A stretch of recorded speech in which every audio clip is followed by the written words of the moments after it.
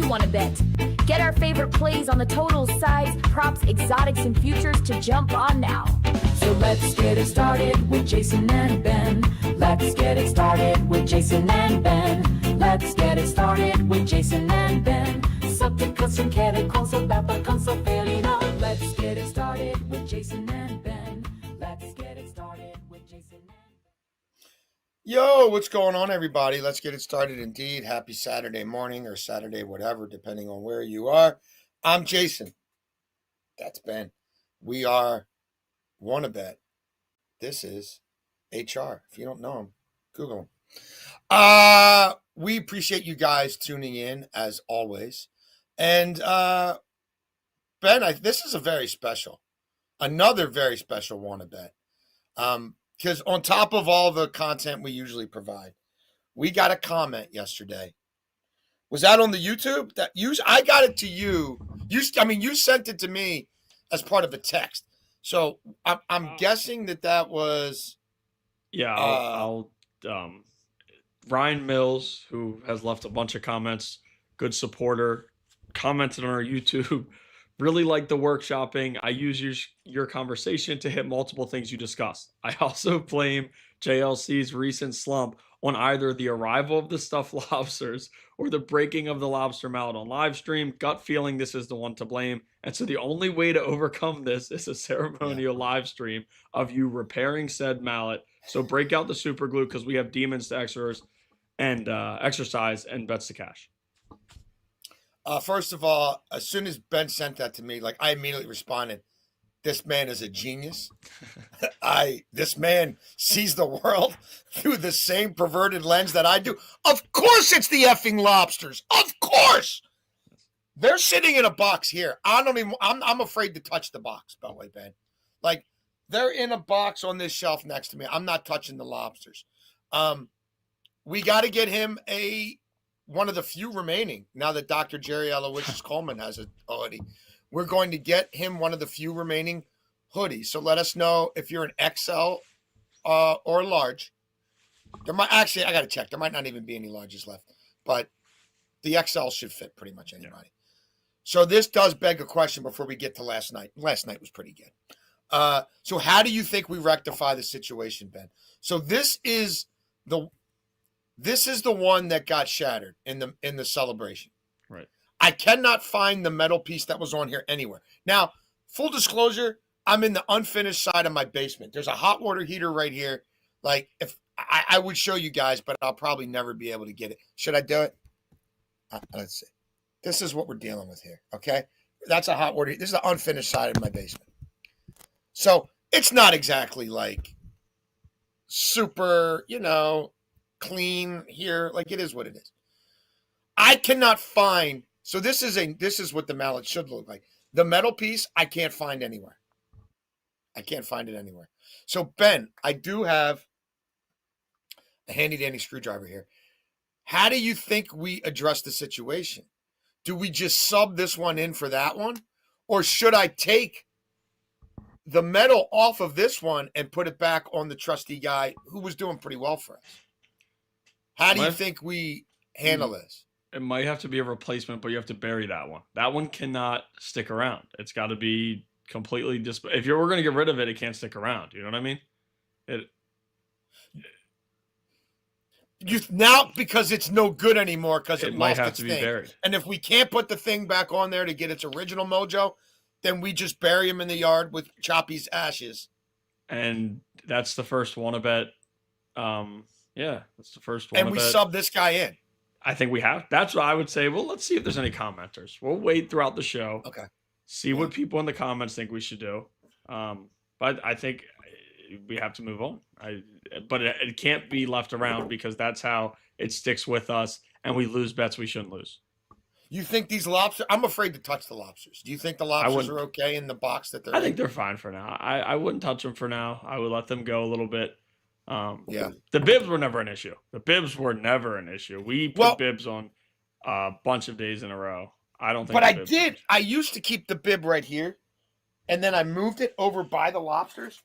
So I do think that was a problem. And then I thought I moved the bib. Yeah, and now I've got the bib back on the desk where it belongs. So I do think that was part of the problem as well. That definitely played a role. Yeah. So now the bib's back where it used to be, nowhere near the lobsters. So that's that. Oh, this thing is all messed. Okay, I'm not gonna get cute with the camera anymore. So should we show the people how we did last night before we get to today's pick? Absolutely.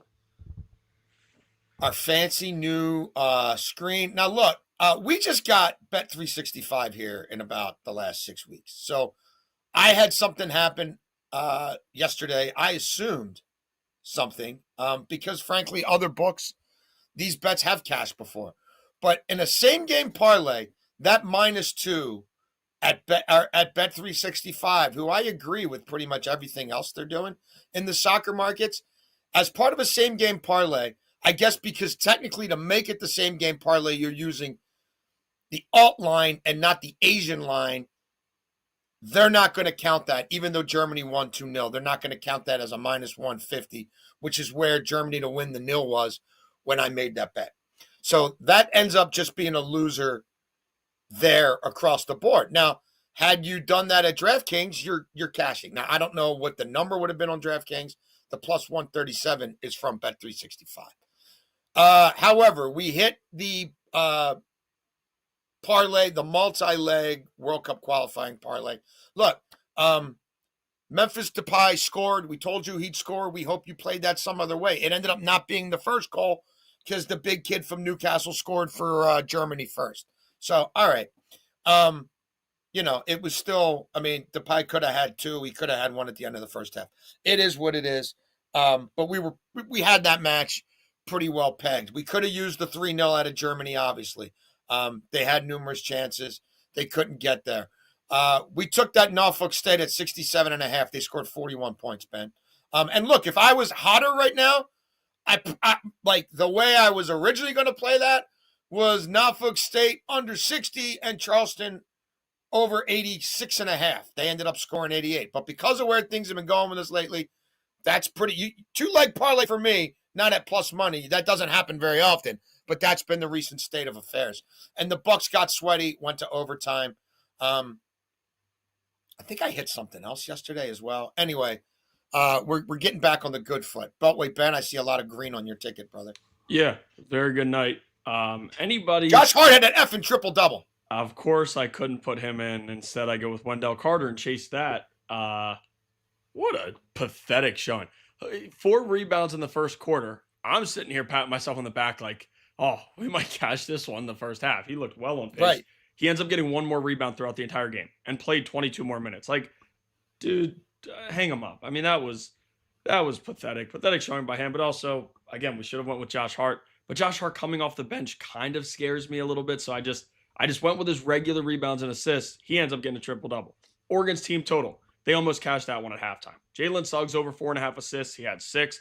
Very good showing from him. We went 3-0 in the first 3. And then we lost to Wendell Carter double-double. Again, I don't know that it's fully him. I know I said he needs to hang up the shoes, but I don't know that it's fully him. It was kind of weird how the game went. We have De Silva grabbing like 9 boards, which is just it was weird. But we lost that one. We lost another parlay, but we also cashed 1 parlay. So we finished up north of 2 units. Yeah, excellent. All right, we got a lot of ground to cover today. Ben, you're on top of it. So if anything comes through in the comments, let me know about the crab mallet situation. And I will address it in a forthright manner. All right, first down for me, Beltway Ben. I'm fading Doug Gottlieb. It's as simple as that. Green Bay, not a very good basketball operation. Full disclosure, I was on them the other night, fading them. They were playing St. Thomas. Didn't know a whole lot about St. Thomas, but I figured St. Thomas could spank them. St. Thomas beat them by 19. Covered easily. Shout out to my man G Unit. Greg Peterson was listening to his podcast, Walking the Dogs. He reminded me, oh, yeah, Green Bay, boy, they can't cover against anybody. They're at Minnesota tonight. Beltway Ben, Doug Gottlieb, who also hosts a radio show, took over that program at the start of last year. Green Bay is 9-17-2 against the spread after a loss since Mr. Gottlieb took over. And, boy, they lose a lot. They're 13-20-2 against the spread overall. under him. They've been getting spanked this year. And they're going to Minnesota, who's not a great team, but I think they're probably better than St. Thomas. So it's just I'm following the trend there. This is a Green Bay team that, look, did they start to cover a little bit last year in conference? Yeah. I think they might have covered a conference tournament game as well. But this is not a neutral site. Them going to an opposing campus, I'm just going to fade them. They're 5-9 under Gottlieb against the spread out of conference, and they're losing those games. They're failing to cover those games on average by 9 points. So there you go. First down, I'm going to give you time. I have my cards here. If you want to give one, I don't think it's fair. Penn State's a different situation now, right? Oh, this is a very special one, I bet. There's a lot, Ben. Franklin There's took a the lot. job How first. many college football games are there today? It's a good number of them. Right? I feel like pretty much nobody's on a bye anymore with only 3 games. I feel like if you have an existing NCAA Division I college program, you either played midweek in MAC, you're one of 3 teams that played last night, or you're playing today. Yeah. That would seem to be a lot of volume. Why are the Nittany Lions, Franklin or not, why are they calling your name? They haven't played bad without him. I mean, they That's almost true. beat Indiana last week. Michigan State is awful. They cannot figure it out. They're not a good football team. I don't care if it's a road game, home game for Penn State. Yeah. I know they're on the road, but they're not playing that bad of football. Now, last week is one of those heartbreakers where you lose late and it's frustrating. But again, at Michigan State, I Could think that they have should been win. their Super Bowl? Was last week their Super Bowl and they that's a lost fair it, and now question. it's the Super Bowl hangover? Because Well, I this looked morning- at that game too, and that's the conclusion I came to is there's too much else out there. Yeah, I can't see him losing. I'm in it. no position to card anybody. Right I'll give now. myself a yellow card. I'm still playing it, but I will Okay. give myself a yellow card. So this is it. If you don't hit with Penn State today, I think I told the they're- viewers it was it the last time. we lost I think you did too. But that was still under Franklin. Exactly. Who? So this rumors, is it. Yeah, probably. I can't say it's it because I know They don't cover today. They're my guy Isak and the Swedish national team, who are not going to qualify for the World Cup. Right? They're done. James Franklin actually is probably going to take the Virginia Tech job. That broke right before our show today. So Yeah. no Maryland for James Franklin. But He'll recruit the hell out of it. I don't know if he'll win football games, but he'll recruit. and it's also bad on our Terps because now he's Bad, going to be right in the bad, backyard again, and he already dislikes them. But I do like Penn State without James Franklin today. Michigan State just has not been a good team, home or on the road. They've gotten blown out at home. They've gotten blown out on the road. Childs is not playing as good as they thought he would when they got him from Oregon State with the coach. And I think Penn State, their defense will do enough. The backup quarterback, Runkmeyer's playing good enough football. They should win here. Illinois on the money line. They're playing Maryland, period. There's nothing else that really needs to be said. Illinois is a far better team than Maryland is. Maryland had things cooking early on in the year.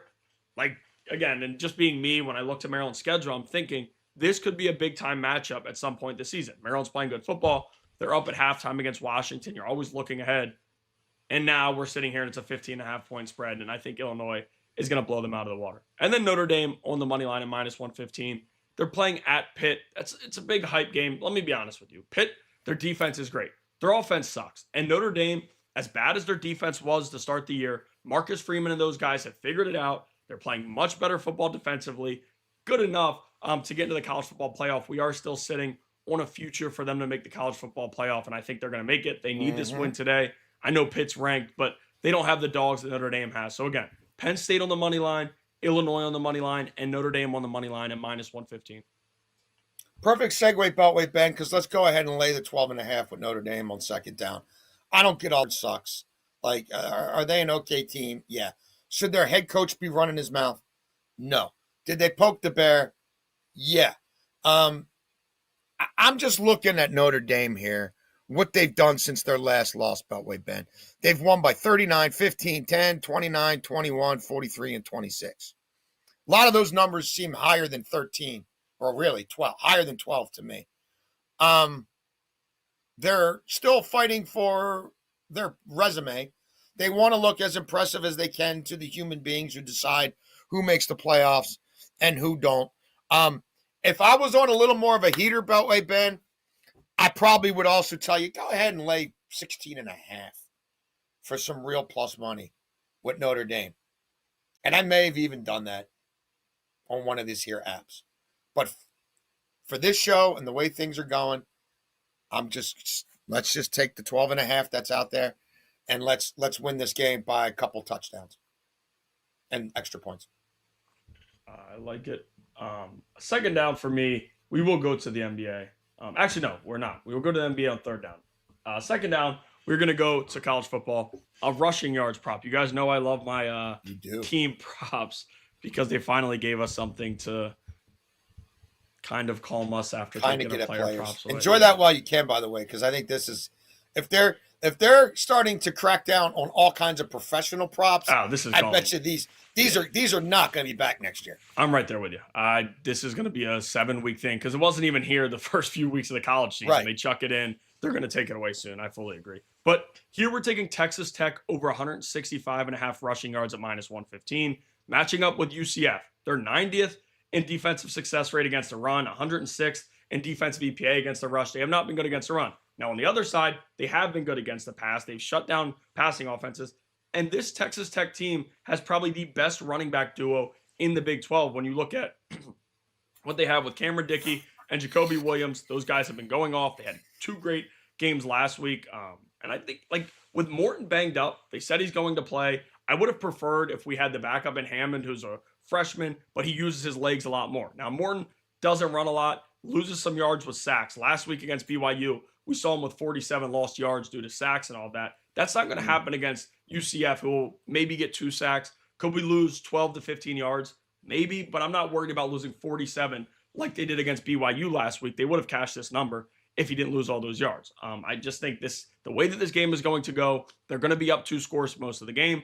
Could they sub Hammond in and let him get some runs? We've seen college teams do that a lot with running quarterbacks. Wouldn't surprise me, and especially with Morton's health and him being banged up all season, if they're up a solid amount late in this game, they're going to have Hammond in the football game. He's going to be running how he usually does. They'll be running the football, trying to run some clock, and they're going to have success against UCF defense, who really has struggled. If you look around in the Big 12, this is one of the worst running defenses in the Big 12. It's kind of just how it's been for them, but they've been good against the pass. So I think Texas Tech's recipe for success is running the football. And if they do get up big, they're not going to be chucking it across the field. You want to keep Morton safe. So I like Texas Tech over 165.5 rushing yards at -115. Cool. Third down, going back to college hoops. You got to help me figure this one out, Beltway Ben. And it looks fishy. And sometimes when it looks fishy, you should stay away. But, and I love, Coppin State, local program here, west side of Baltimore, covered some games there. As an intern for the Baltimore Sun about 30 years ago when Fang Mitchell was the coach and he was taking them to the tournament, and Larry Stewart and guys like that. They're sending guys to the NBA with quasi-regularity. Larry Stewart's now their coach. Saw them play with my own eyes against the Maryland Terrapins at the Baltimore Arena, which was as close as Coppin's going to get to a home game until the MEAC season starts. And they put up a fight, but that's a really limited program right now. And they're playing a South Alabama team that's expected to compete for the title in the Big South. And Beltway Ben, Coppin played yesterday. They played at 11 o'clock yesterday in this tournament in St. Pete, Florida. And they got smashed by 23 to Central Michigan. The day before that, South Alabama played Central Michigan and beat them by 2. South Alabama's laying fewer points than Central Michigan. South Alabama's on better rest. They're a better team. They're a deeper team. They got a chance to win this little wacky tournament. Coppin's on fumes. They played a lot of games already. And, Coppin, I know that this South Alabama team isn't, totally gifted offensively, but they're pretty good defensively.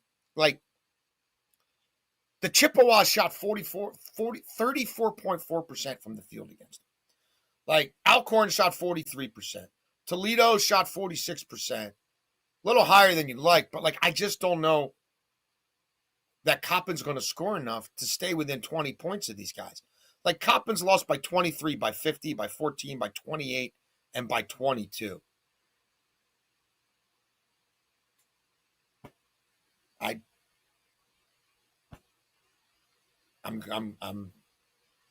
I might regret it, but I think South Alabama wins this by 22 points or more. Yeah, don't hate that at all. We talked about that a little bit off air. Third down, I'm going to go to the NBA. As I said before, thought it was second down, but we will go for third down because I do like this play a lot, and it is probably my favorite play of the day. I like Brandon Ingram over 5.5 rebounds at -115. Over this in 5 of his last 7. Now the caveat is he is under in 2 straight, but he's facing Indiana, who's allowing 48.7 rebounds per game, third most in the NBA. Now Podol and Scotty Barnes will take their share of rebounds. We've seen Scotty Barnes grab a ton of boards of late, but even in some of those games where those two dudes are going off, or Podol has the double-double, BI has cashed this number, and he's grabbed a ton of boards. 5.5 is not too many for a true 3 and a guy in BI who, as I've said before, like he knows his role there is to score, and he burned us with points the other night, but he is still aggressive on the glass. He's one of the longer players in their lineup. Him, Scotty Barnes, Podol, I do expect him to be aggressive. Indiana is chucking shots, and there's a lot of long threes, which create longer rebounds, getting the ball away from some of these centers. And BI is pretty aggressive on the glass, like I said. So I do think 5.5 is a number that's too small for me against an Indiana team that's struggling so much against opposing teams with rebounds and the way they play. It's not a lot of inside misses. It's guys shooting threes, especially with Nembhard back and the way he's been shooting the basketball. I know Neesmith's banged up, but I still think they're going to be shooting a lot of threes with their bench pieces that want to shoot the ball as well. Brandon Ingram over 5.5 rebounds at -115. Extra third down for me. I'm going to piggyback off of that game with you real quick. I like the Raptors to win this game. I like Scotty Barnes to score 15 points, and I like the Raptors to score at least 115 points. That will get you plus 112. Raptors have won 5 of their last 7. Don't look now, Beltway Ben. They're in second place in the division, only 1 behind the Knicks. Now, we went Knicks 1, Raptors 2 in that division, plus 600, one of the few NBA futures we played. Raptors can score on pretty much anybody. They've been okay defensively lately.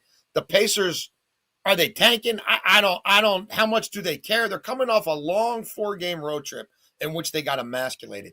They're allowing 123 points per game again. And the Raptors are scoring 120 over the last, really, 3 weeks. But we're going 115 just because you never know.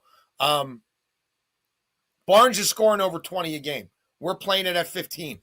If you study what's happening with Indiana right now, if you're a primary shooter for the other team and you're the secondary shooter and you're the third shooter, you're going off. You're getting a ton of opportunities and you're making a ton of shots. Like, just start looking through the box scores. So I think Ingram and Barnes go off here.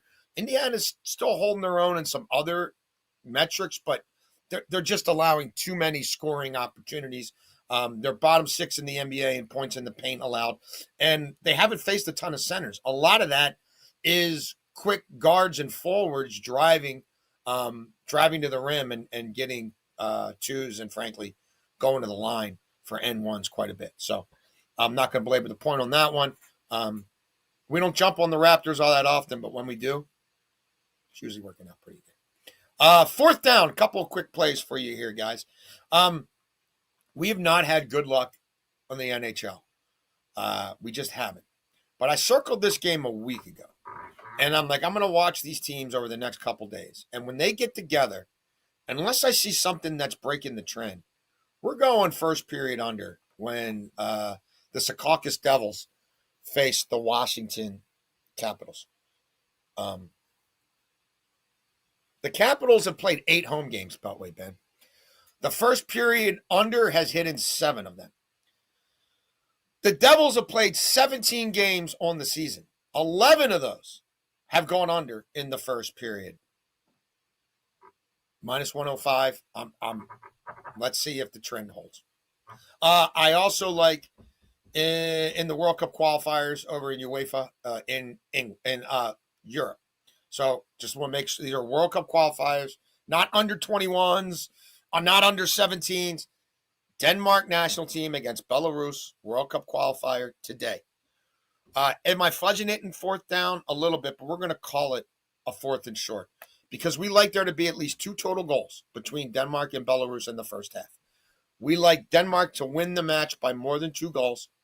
They've got to win by more than 2. If they win by 2 here, no bueno.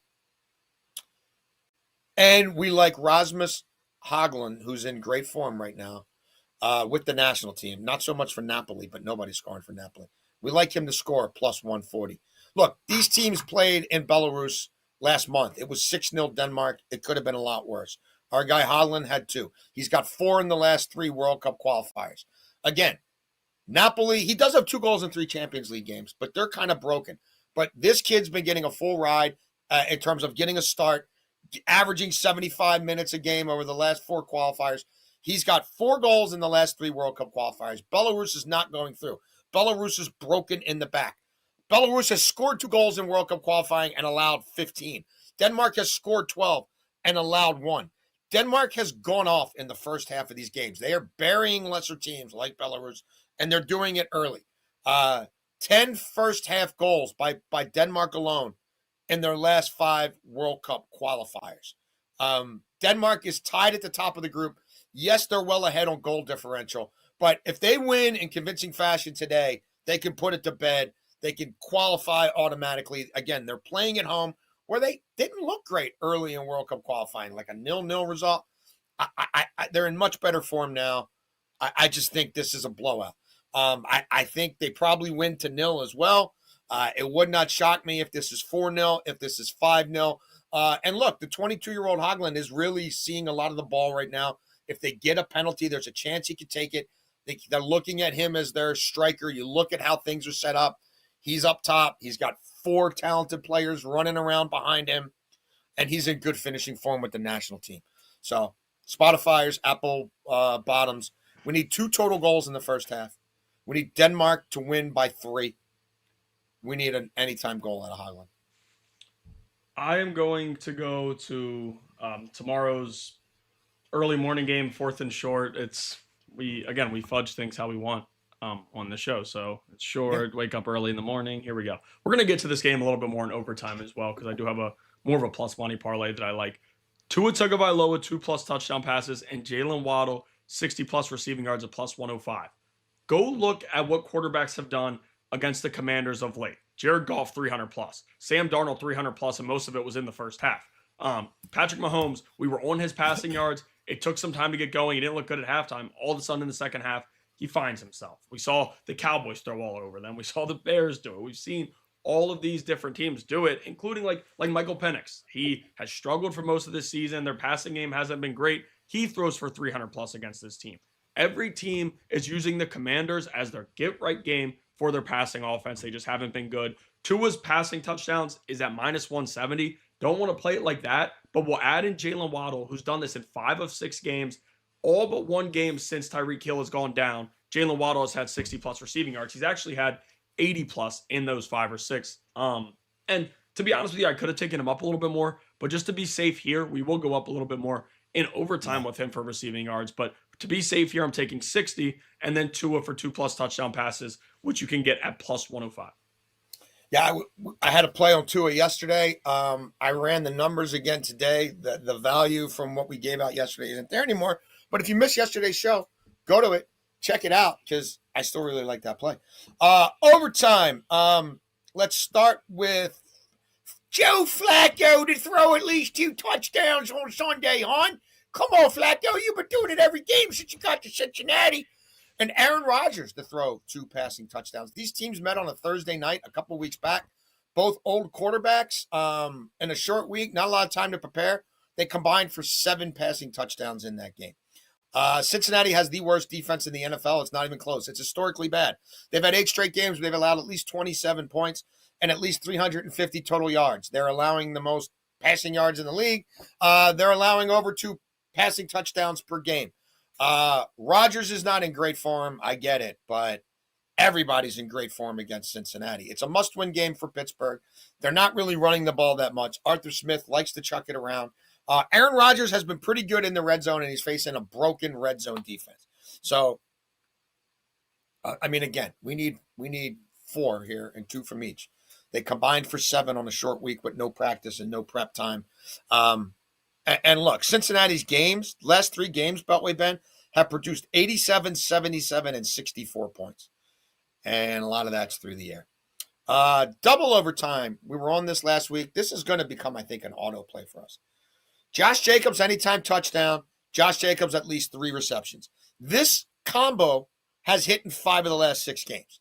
But like the prop combined, he's done both in 5 of the last 6 games. He has 11 scrimmage touchdowns. That's number 1 in the NFC. He's facing a Giants team that allows 5.5 per carry. He's facing a Giants team that's allowed 14 rushing touchdowns, second most in the league. He's facing a Giants team that, when it comes to play, does have a pass rush that can scare the bejesus out of you, and this is do or die for the Packers. They cannot afford to give another one away, like the tie with the Browns, like the loss to the Panthers. They're going on the road. They can't throw the ball at all right now. The main thing is Josh Jacobs. He's accounting for 26% of their scrimmage yards. 20% of their passing offense is funneled through the running backs, mostly Jacobs and a little bit of the Emmanuel Wilson kid. Like, I just think LaFleur knows he has to win this game. And he's probably got to win this game with his running back, because his running back is his offense right now. And the quarterback, who's not pushing it downfield, likes throwing to the running back, and it's basically an every down back. We also like Josh Jacobs to score 2 or more times in this game, plus 240. It's happened with some regularity. It's the best way to score on the Giants. The quarterback doesn't run as much as he probably should. Nobody really vultures the goal-to-go attempts from him. And again, we also think he could catch 5 to 7 balls in this game. And then we also love this spot for Waddle. Let's take him 100 plus at plus 200. Routinely, other teams' number 1 receivers are going over 100 yards against a broken Washington defense. It's Mike McDaniel putting on a show as much as he can in Spain, trying to save his job, I guess, against Dan Quinn's broken-ass defense, and it doesn't matter who calls it. He doesn't have pass rushers. He doesn't have corners who can cover. He doesn't have NFL caliber safeties, and he's got a scheme that McDaniel will know how to expose. Remember, Dan Quinn worked with Kyle Shanahan, right? Kyle was his OC in Atlanta, and McDaniel's been with Kyle forever. They know how to beat his cover 1, cover 3 bullshit. And Waddle's going off right now. 100's a little high for him, but in this spot, I like it. Overtime, we are going to start in college basketball. We'll start here with a parlay, just how we're playing it. Marquette on the money line, Villanova on the money line, San Francisco on the money line, and UConn on the money line. Listen, nobody, I say it all the time when we bet against the Terps. I'm a massive Terps fan, but I'm also honest, and I'm not going to let that influence how I'm betting things. This is going to be an emotional game for Buzz. I get all of that. They're not good enough to beat Marquette, especially on the road in Milwaukee with the way that crowd's going to be locked into the game. I just think it's going to be a tough spot. It's going to be a tough year for the Terps. We talked about it on the radio station, but Buzz spoke early in the year and said, I'm going to lose a lot of games I shouldn't lose. Now, I don't know that this isn't one that he shouldn't lose, but he said early in the year, we're going to lose some games that we shouldn't lose. Later in the year, we're going to win some games we shouldn't win.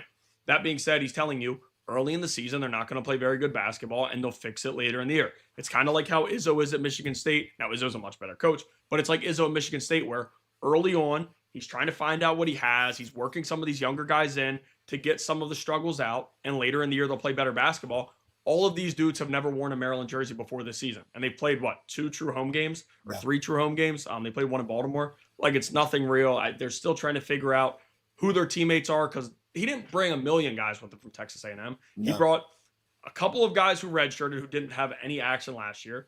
Payne, who's going to be one of the better bigs in the Big Ten, and Washington, who I think is a great defender, but we haven't seen him yet because he's still hurt. Not that he's going to change. I think Marquette wins. I think they cover 2, but we'll just give them out in the money line. Villanova on the money line.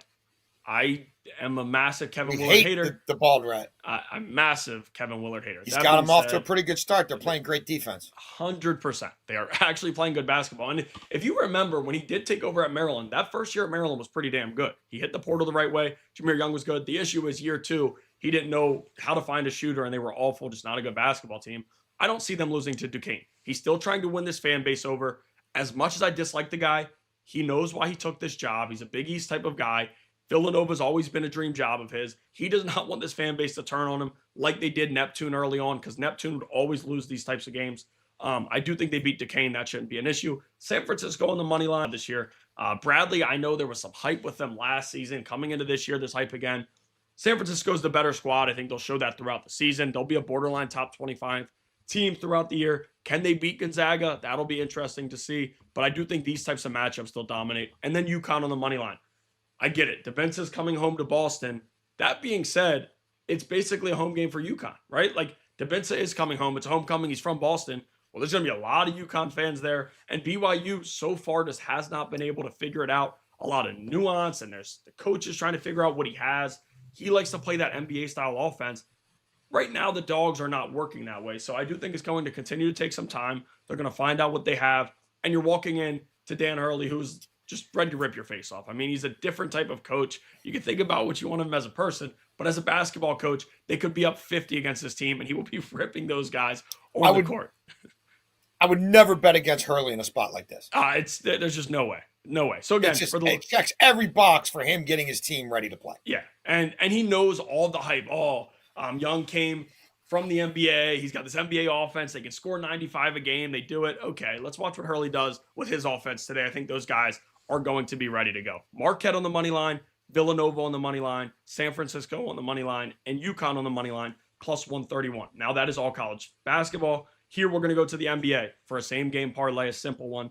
The Timberwolves on the money line, Anthony Edwards 20 plus points, Nikola Jokic 8 plus rebounds, plus 120.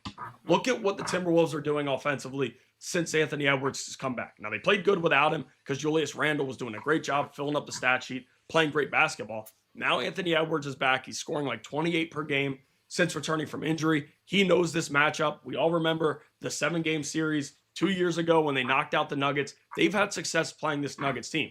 Now, Nikola Jokic is a dog. We're adding his 8 rebounds in to get us to plus 120, but they have a lot of injuries they're dealing with right now. We've seen multiple guys. Johnson, who hasn't turned out to be the shooter they thought he would when they added him from Brooklyn in that trade with Michael Porter Jr. He hadn't been playing great, but he was still in that role for them. He gets hurt. You have Christian Braun, signs this massive extension. He's hurt. So you take 2 of those guys, 2 solid role players out for Denver. I do think they're going to be in some trouble against a Minnesota team who, as I said, is really rolling, playing good basketball right now. So Timberwolves on the money line, Anthony Edwards 20 plus points, and Nikola Jokic 8 plus rebounds, plus 120. Now, we do have one of those big parlays, as I said before, that we did want to throw together for tomorrow's matchup. The Dolphins on the money line, Tua Tagovailoa 250 plus passing yards, Jalen Waddle 80 plus receiving yards, and him to score a touchdown. And you can get that at plus 528. Listen, the Dolphins on the money line, I've liked them all week. The Commanders are awful. They just aren't playing good football. Usually it was just the defense, but with Jaden Daniels out, the offense, Mariota's hit or miss. You never know what you're going to get. Tua 250 plus. I talked about what quarterbacks have done against them in the past. You have guys who've never thrown for 300 yards doing it against them. Tua, who we've seen get up to 300. Will I be playing that by itself? Probably, just because I think, could Achane be a factor? Yes, in the run game, but he also could catch a screen and take it for 80 yards like you've seen him do a million times since he's been drafted. Jalen Waddle, 80 plus receiving yards. I said it before. 5 of 6 games since Tyreek Hill's injury, he has gone for 80 plus. I don't see any issue here against the Washington team who they're allowing receiving yards, but it's not like you're taking away wide receiver 1 and then the other guys are beating him. Right. Wide receiver 1s are beating them. Everything is beating them. Jalen Waddle should have no issue. He should see 8 to 10 targets, and if that is the case, he's going to have a big hitter. He should have no issue here getting to 80 receiving yards. And then anytime touchdown plus 528. I talked about it before. I think Tua's going to throw 2 touchdowns. If he does, you're telling me the true wide receiver 1's not going to get one? Waller's not there anymore. Waller's not stealing touchdowns down in the red zone the way he was before. Waddle is good in the red zone. Waddle's good down the field. He can hit you over top. He can beat you a lot of different ways, and I do expect him to score. All of these go together. If Tua throws for 250 plus and Waddle has this type of day, I think the Dolphins win this game. So again, Dolphins on the money line, Tua 250 plus, Jalen Waddle 80 plus receiving yards, and anytime touchdown for plus 528.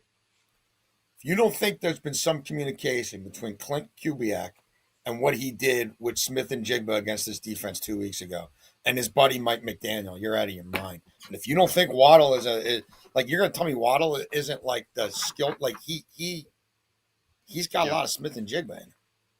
Yep. And Smith and Jigba, my God. But it was everybody else too. I mean, it was everybody. And that was in Washington. Yeah. Horton had 45 yards in the first half? Yeah. Beltway Ben, show everybody what we did last night, if you don't mind, sir, as always. Ryan Mills, you've got to let us know your address. We will get you your hoodie. We are running out of hoodies. But wait, Ben, I guess nothing came through. So no, we still have no closure to Nothing the yet. great mallet. Okay. Well, Some people see. could still be asleep, so throughout the day we That's might true. get some Yeah. comments. People will be watching at different times. So we will have, even if we have to just make an executive decision, we will get to the bottom of the mallet situation and see whether it's being replaced, whether it's being buried. We're on top of that. And yeah, let's have a great weekend. So we thank you guys for tuning in as always. You want to bet, we want to bet. Thank you for betting with us.